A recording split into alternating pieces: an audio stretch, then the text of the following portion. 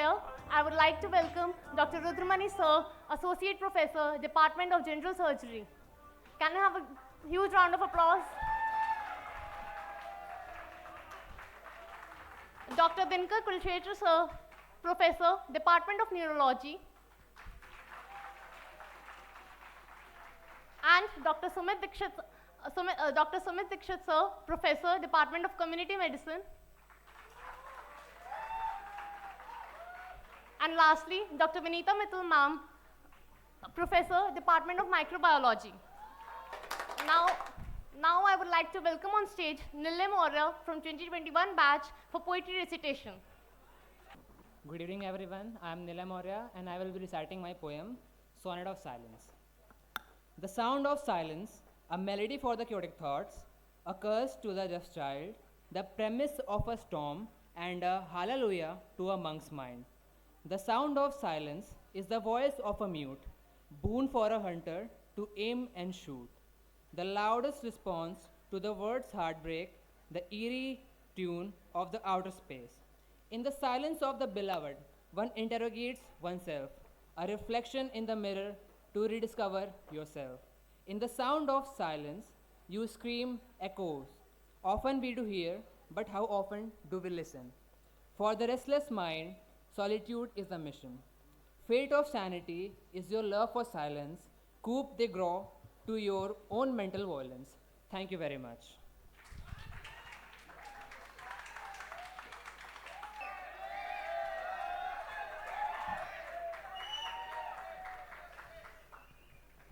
Good afternoon, esteemed judges, respected faculty members, residents, and our wonderful audience. Welcome to an afternoon filled with magic, imagination, and captivating narratives.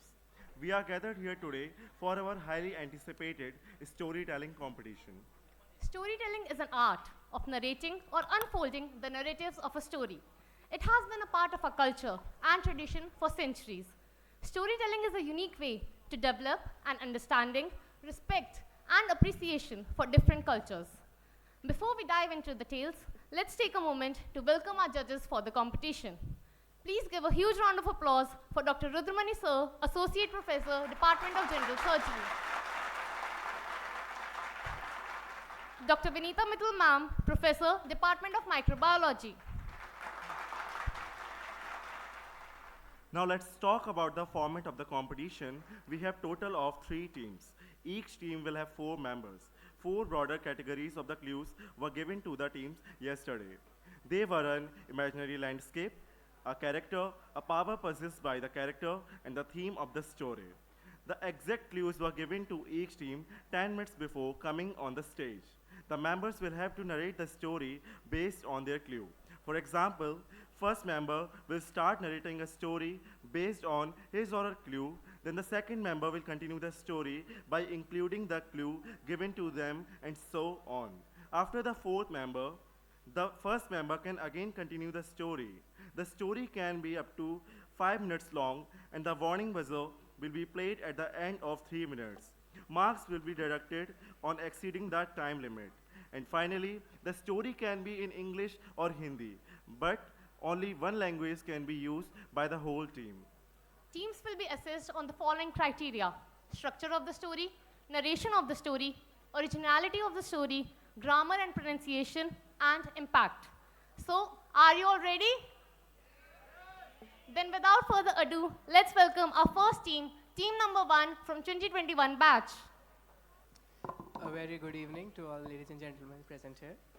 We are the batch 2021 and we're going to be presenting a small story for you. It's the year 3030, where only one word is fit to describe the society we live in, a dystopia. The law has withdrawn all the knowledge and all the luxury of books this world had to offer. As in the society, people are oppressed. There are guidelines set everywhere, and they are supposed to follow each and everything. Students can't think out of the box, and they cannot go anywhere to find their knowledge. Here an extraterrestrial being, which is a bot, invades the earth and sets up a virtual classroom. He gives this technology to all the people in the world and they start escaping from their lives and going into this virtual reality to escape from the hardships that they are dealing in their lives.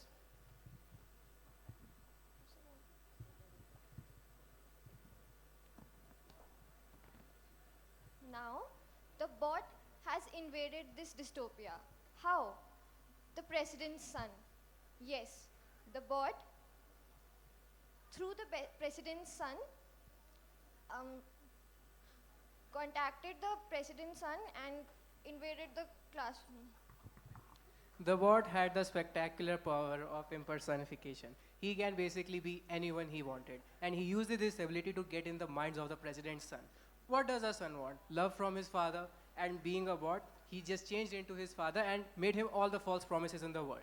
When actually, he just wanted to take over the world. He started talking to his father, taking over his mind, and then slowly, slowly set up a nuclear war in the world.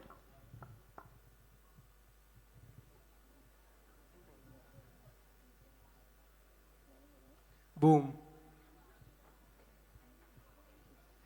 Wow, that's really great. Our juniors really understood the assignment, didn't they?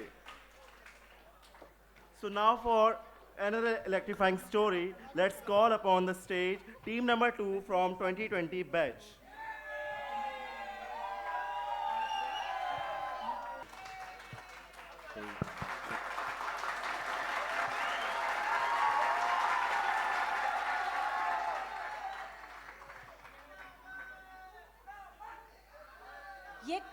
नमस्कार।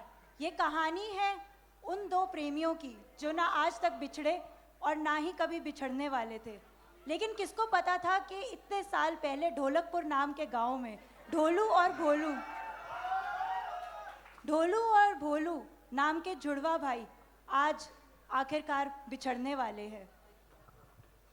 तो अब चलते हैं जहां भीम, चुटकी, ढोलू, भोलू और कालिया आपस में खेल रहे हैं। तब एक गेंद जाती है और ढोलू और भोलू दोनों उस गेंद के पीछे भागते हैं। भोलू ढोलू को बोलता है कि जाओ उस गेंद को लेकर आओ ताकि हम जीत जाए।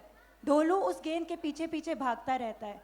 तभी वो पहुंचता है इंदुमती के महल के पीछे। गेंद आगे जाती रहती है और ढोलू उसके पीछे भागता रहता है। तभी उसे दिखती है एक सुरंग और उस सुरंग के रास्ते से वो एक उल्टी पुल्टी दुनिया में पहुंच जाता है। ये उल्टी पुल्टी दुनिया अपनी नाम की तरह ही है, बिल्कुल उल्टी। यहाँ घर तो हैं पर घर में रहने वाला कोई नहीं। अरे टुनटुन मौसी की दुकान, पर टुनटुन मौसी तो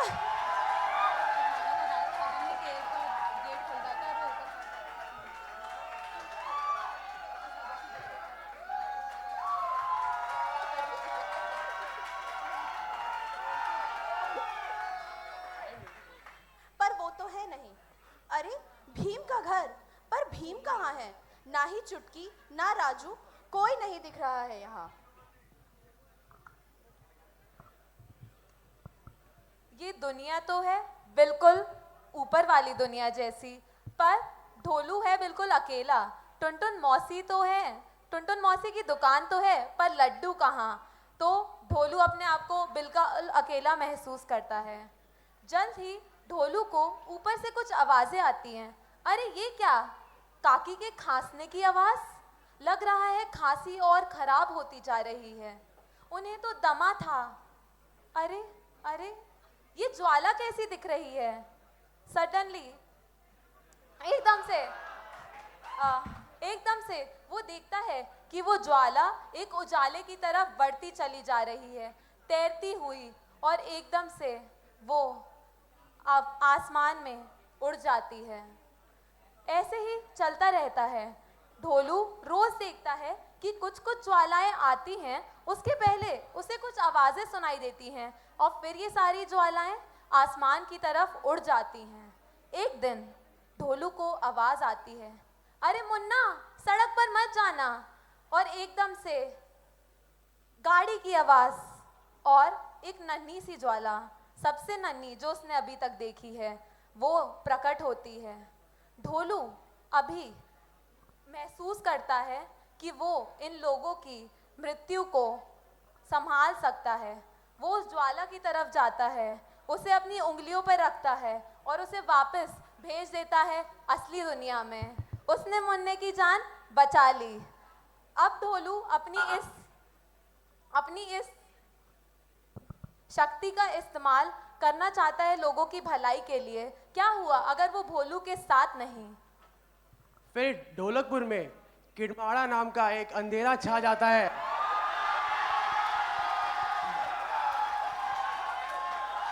वो सबसे पहले राजा को अपना गुलाम बना लेता है। उसे ना तो भीम, कालिया, राजू, जग्गू, चुटकी कोई बचा नहीं पाता। वो जैसे ही भोलू को मारने जाता है नीचे से उल्टी पुल्टी दुनिया से, ढोलू उसे अपने जादू से बचा लेता है और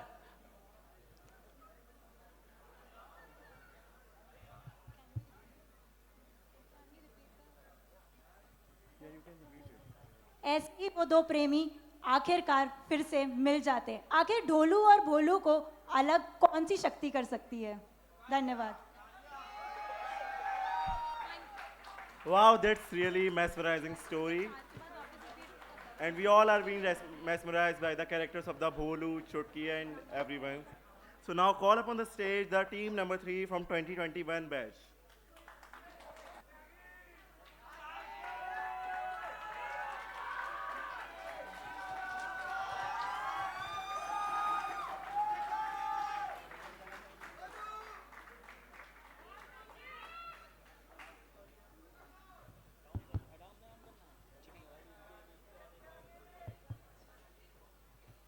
झाड़ियों में एक सरसराहट होती है। अंदर से हिरण निकलकर आगे भागता है। हिरण के पीछे निकलकर आता है एक शिकारी, डाकू मंगल सिंह। कभी हिरण आगे, कभी डाकू पीछे, कभी डाकू आगे, कभी हिरण पीछे, कभी हिरण आगे, कभी डाकू पीछे, डाकू आगे, हिरण पीछे, डाकू आगे, हिरण पीछे, हिरण आगे, डाकू पीछे। डाकू ने हिरण को अपने जाल में पकड़ लिया है। हिरण दर्द मारे किलकारियां मार रहा है। नहीं, बचाओ मुझे, बचाओ। हिरण को अब कौन बचाएगा? डाकू मंगल सिंह अपनी जेब से छुरा निकालता है, हिरण की गर्दन पे रख देता है। हिरण की नसों की धक-धक उसके चाकू पर उसे महसूस हो रही है। उसकी गर्दन काटने ही वाला होता है कि एक तीर उड़ते हुए आता डाकू मंगल सिंह की गर्दन में लगता है। एक गुफा के अंदर से एक आदमी निकल कर आता है, कमर तक लंबे बाल, बदन पे लकड़ी की छाल और नाम मोगली। जंगल चल चली है पता चला है, अरे चड्डी पहन के फूल खिला है, फूल खिला है। मोगली को देखकर उसका दोस्त हिरण बोलता है, अरे मोगली, तुम आ गए। अगर तुम नहीं होते तो आज मैं यहाँ जिंदा नहीं रहता। पर संकट अभी टला नहीं था। फिर से झाड़ियां हिलती हैं और इस बार पेड़ से उतर कर आता है एक तेंदुआ। पर डरिए मत, ये भी उसका दोस्त बग्गा ही है। फिर बग्गा बोलता है, अरे मोगली, तुम कहाँ थे? क्या कर रहे हो आजकल? और मोगली कहता है, अब चिंता करने की कोई बात नहीं है। मैं आ गया हूँ यहाँ पे, तुम्हारी और तुम्हारी भी रक्षा मैं ही करूंगा। मोगली जंगल का रक्षक। तीनों दोस्त बहुत खुश। और फिर हमारे गली में आती है ऐश्वर्या।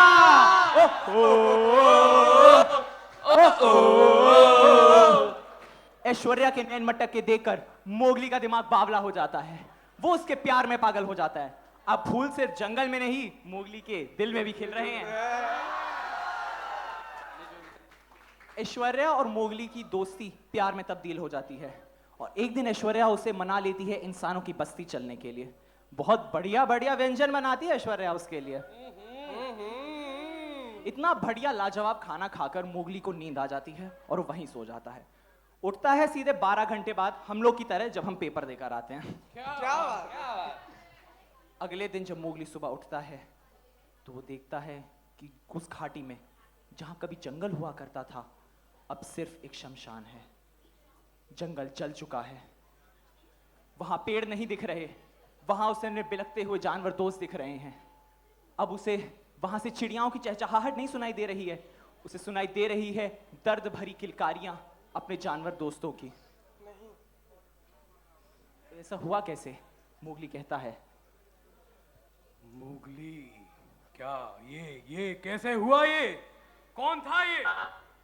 पीछे आई वही लड़की ऐश्वर्या और कहती है कि मैं हूं मंगला देवी डाकू मंगल सिंह की बहन, और मैं मोगली का बदला, और मैं मोगली से बदला लेने आई हूं।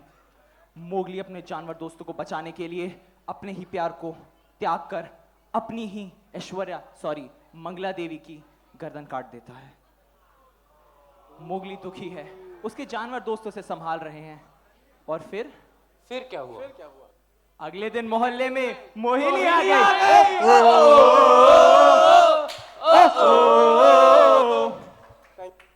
Wow, that's truly amazing. That's truly amazing story and totally exaggerating. Now, winding up the event, we thank you all for your time and your attention. Thanking you all.